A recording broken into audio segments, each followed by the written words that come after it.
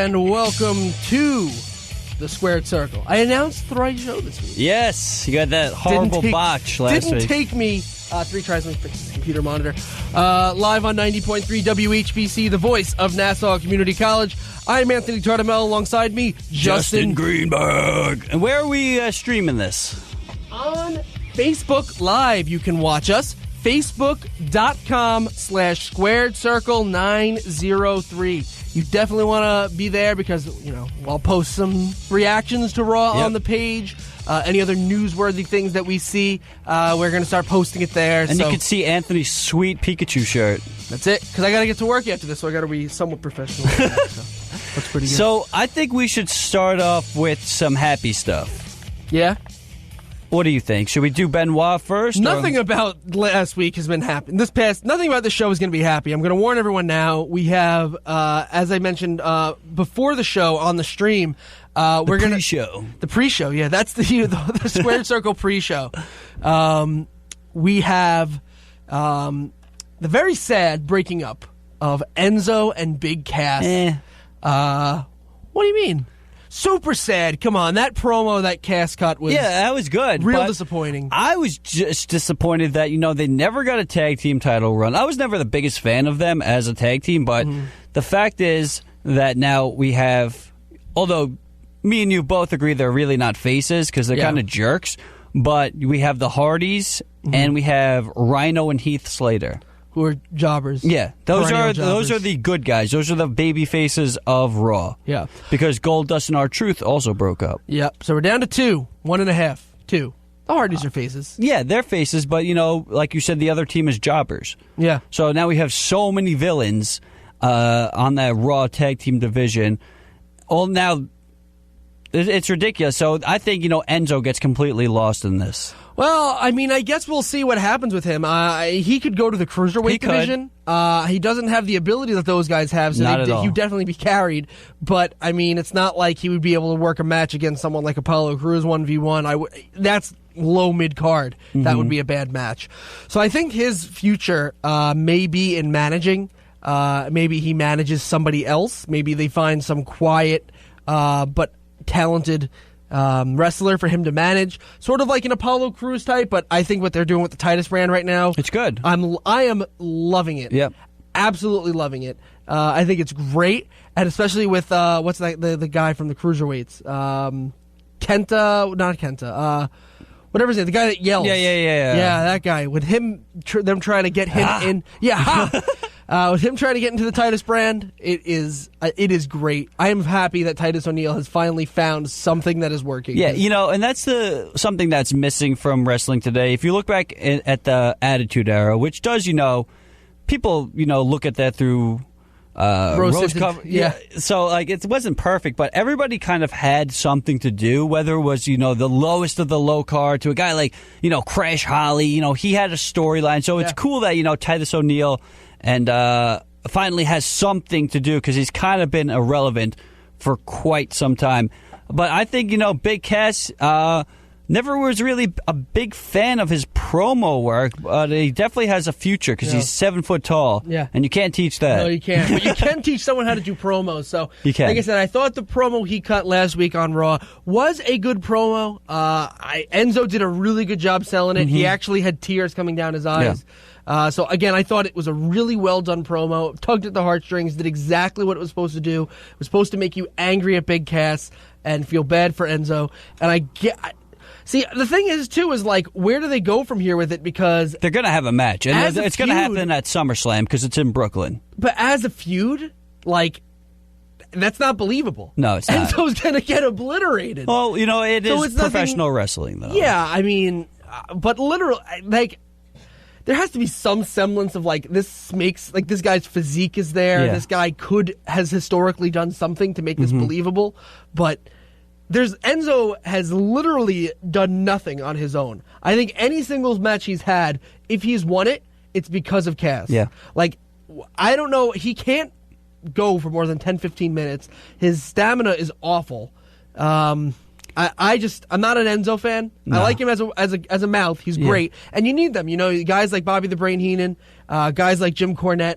Don't even put him in the same vein as that. But I know what you're saying. Yeah, they're important to building characters. Absolutely. And if you can become even half as good as those guys, that just takes him it gives him something to do that he will work well with. You know what? It could have been more interesting if they did it the opposite way, because I think Enzo is such an unlikable guy that he would have been a really good heel, and you could have had, Cass get his retaliation and just, wipe the floor with him at SummerSlam, and, Enzo could have been a solid villain. Because, the talkers, they could get over as heels, I think, a lot better. Yeah, it's harder for a face, too, because Enzo kind of he has that heel mentality. Mm-hmm. And, I think it's interesting because I do think the best way for this, the only alteration I would have made to this build-up is I think it was kind of quick, them revealing that it was Cass. Yeah. But what I would have loved to have seen is maybe they get a title match at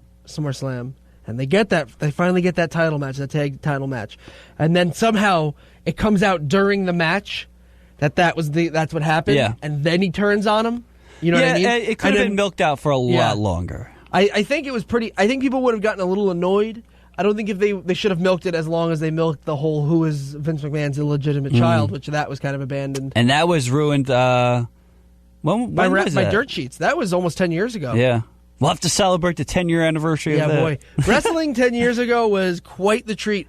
We do have Rob Mitchell, who's watching from home on Facebook Live, saying that he wants to send Enzo to 205 Live, get some energy for that show. That may not be the worst thing you could do, because to get a guy like that who's really over with the fans, people like him, get him on that show, get eyes on the program, it gives it some semblance of relevancy. Yeah, they've been trying different things with 205 Live. They've put Sasha Banks on there. Exactly. So I've never watched an episode of that, and I watch wrestling every single day. Yeah, me too. And I just have no desire to turn into that. I liked going back to the past and watching older stuff, and I like keeping up with the SmackDown and Raw, but I just can't find myself watching 205 Live. Yeah, but I mean, if they had people like that they brought over, that may bring more people in. Yep. Maybe not you, because I know you're not a big Enzo guy. Yeah, but if you have more characters, because I think that's what's lacking in the cruiserweight division is the character development.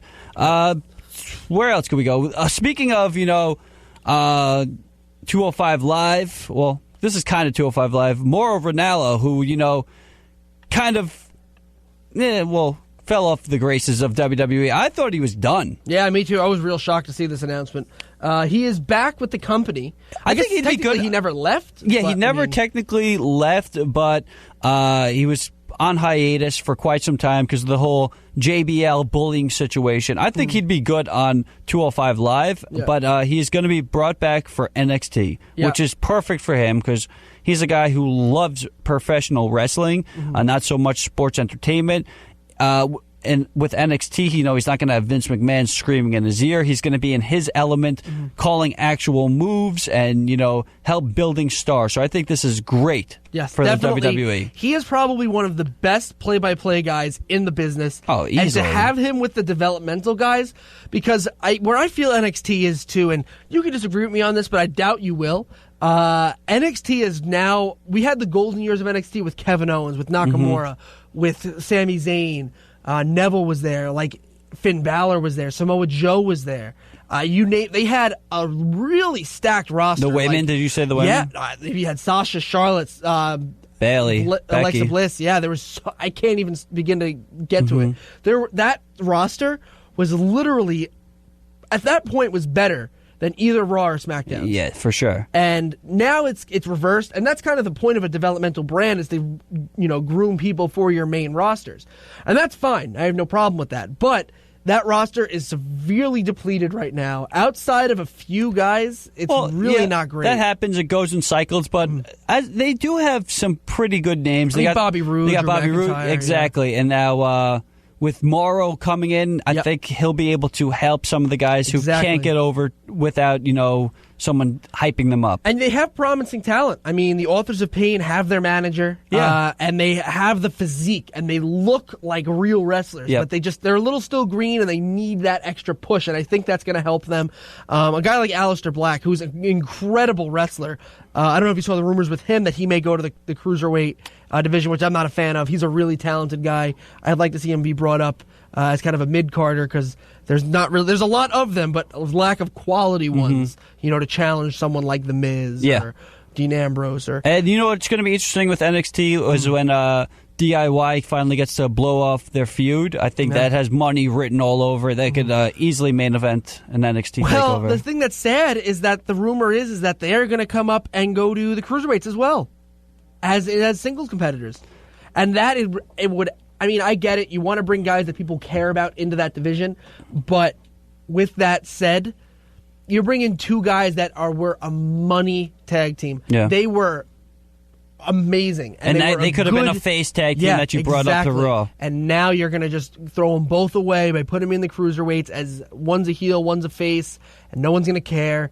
I get it. You got to get people in there that people are going to care about. That's the only way, your people are going to watch. There's got to be a reason for them to watch. Mm-hmm. But, that I feel like that was just a little bit too much when you have two of them. You have one guy like Aleister Black, I get that. But when you have two of them, and then you're throwing away potential careers for two guys, that's not right. I'd rather see their rivalry, take place in NXT. Yeah. So hopefully that happens. Speaking of announcers that, have been on hiatus for quite some time, Jim Ross is announced as co-announcing with Lita for the Mae Young Classic. Awesome. Now, I've talked about how I don't like the fact that it's called the Mae Young Classic, but this is going to be a great showcase of women wrestling, and, we've come such a long way. We're talking about 10 years ago. That's when you had, like your Candice Michelles and just, people that, weren't super talented. And Candice Michelle, and who else was in the division in 2007? Like Jillian Hall? Yeah, I've genuinely... See, it's funny because I played those wrestling games more than like any other generation of wrestling games. So if I went back, I would do every single wrestler. But man, Kelly, yeah, she was bad. She was really like they're all beautiful. That's the thing. Melina, she wasn't a bad wrestler. All right. Yeah, but I mean, your Beth Phoenixes, your Melinas, but that's about it. Yeah. Sure. So hopefully this is as big as a success as the Cruiserweight Invitational, because that was really good. And I think, JR brings something special every time he's on the microphone. And I don't know where this is going to lead, but hopefully it leads to more women being brought up to the main roster and being put on NXT. So this, could kind of fill the void because we were just talking about how NXT has been lacking. I think things like the Mae Young Classic is going to make NXT even better. That's what I was hoping with the UK Championship, because Pete Dunne and Tyler Bate were amazing, yeah. And I would love to see them, in NXT together. But it looks like they're going to get their own weekly show out in London, or not necessarily London, but in the UK. And good for UK. Those fans deserve to have their own show, especially if they are producing talent like that. They deserve to see that on a weekly basis.